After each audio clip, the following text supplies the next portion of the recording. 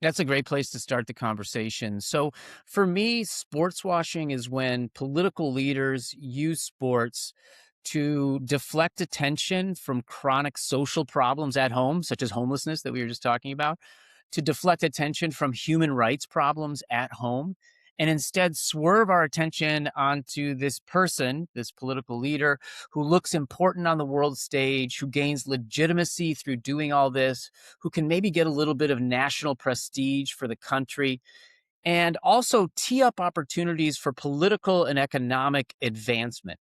And so in the past, what usually happens is people apply it to countries like Russia, the 2018 World Cup and the 2014 Sochi Olympics before it. They apply it to Qatar. They apply it to authoritarian settings. That definitely happens in authoritarian settings. But one thing that I've been highlighting about the concept for many years now is it can also happen in places that are putative democracies, supposed democracies, such as the United States. The second thing that for me is really important, people ask, does sports washing work? And what they usually mean is, does it work on an international audience to sort of trick us into thinking that this person is great, wonderful, and otherwise fine? But I point out that actually sports washing has a lot to do with influencing domestic audiences. So for Trump coming up, really trying to make sure he looks important on the world stage ahead of these elections that are happening later this year to help the Republicans do well. The lower Trump's poll numbers go, the more he'll have an inclination to cling to sports where he somewhat is popular, at least in UFC circles, and we'll see what he can do with the World Cup here. The other thing that I would just say is that, it's not just that it's sports washing, it's trickery, it's deception, it's all that. It also is important in the sense that it can set up to be a pedestal or a trampoline for war. And you saw this with the 2014 Sochi Olympics that were sports washed by Russia. Between the Olympics and Paralympics that Russia was hosting in 2014, they invaded the Crimean Peninsula.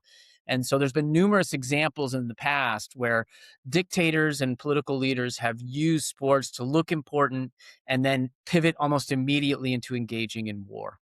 Hmm.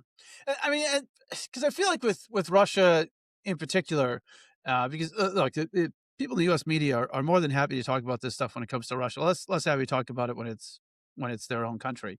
But it was kind of put as like this is like it's bringing Russia kind of into the wider world and accepting them, and that maybe if we is there like an element of like maybe if we like embrace them, they'll be less likely to go and do things that we don't want them to do. But that doesn't like you said, it seems to have the complete and total opposite effect. It almost like it emboldens them to, well, we can just go and do whatever we want now. Yeah, Thomas, you're raising a really important point about sports washing is that nothing is guaranteed. I mean, the sports washers themselves, whether it's Donald Trump, whether it's Vladimir Putin, who you're talking about, think that they're going to walk away and make bank for their country, look more important on the world stage, but nothing's guaranteed. I mean, because what happens usually in countries that are hosting the World Cup or the Olympics for that matter, there is often protest. And while the global media is in town, the repressive government is less likely to repress. I mean, we've seen this going all the way back in time. I mean,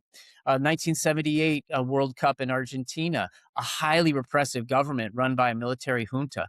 During the World Cup period of 1978, they almost ceased all repression. They put it on hold. Of course, they increased it right afterwards. Mhm. You saw the same in Russia. Actually, Russia did do a law that said you couldn't protest in any World Cup cities as well. That put a little bit of a damper on it. But the same goes. This is not a done deal when it comes to this summer, and maybe we'll talk about it later. But there are a lot of cities that have activist groups in them across the United States that are planning on using this opportunity to bring their issues to the fore while the entire global media descends on the United States, Canada, and Mexico for this tournament.